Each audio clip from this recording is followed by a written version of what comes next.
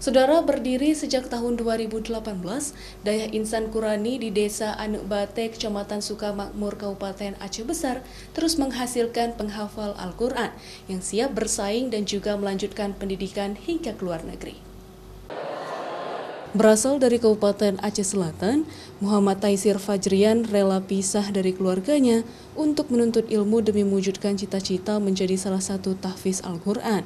Selama Ramadan, santriawan dan santriwati antusias mengikuti karantina Ramadan. Di bangunan sederhana inilah Muhammad Taisir menghafal Al-Quran. Meski sudah mampu menghafal 30 juz, Muhammad Taisir Fajrian masih memperdalam ilmu hafalannya karena jika tidak diasah secara terus-menerus maka ayat-ayat Al-Quran yang telah dihafal bisa lupa. Kadang dia harus menahan keinginan untuk pulang ke kampung halaman di Kecamatan Tapak Tuan, Kabupaten Aceh Selatan karena keterbatasan jarak dan biaya. Selama saya mengikuti program tahfiz khusus, saya mendapatkan 25 juz dalam setahun program tahfiz khusus.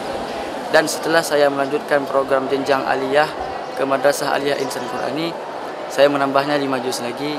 Alhamdulillah sudah menyelesaikan hafalan 30 juz.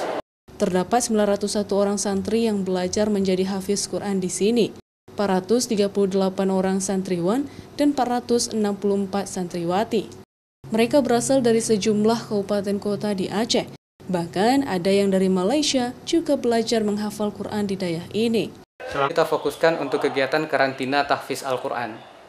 Jadi santri diwajibkan ikut kegiatan ini khusus bagi yang kelas 2 aliyah, sedangkan kelas-kelas yang lain itu boleh ikut secara sukarela. Khusus pada bulan Ramadan ini, para santri juga mengikuti program khusus tahfiz Quran. Mereka yang berjumlah 385 santri di karantina sejak awal Ramadan hingga menjelang akhir Ramadan untuk memperbaiki bacaan Al-Quran, menambah hafalan, serta perbaikan hal-hal lain agar menjadi lebih baik dalam membaca seperti makhrajul huruf dan juga tajwid. Syahril, Kompas TV, Aceh Besar.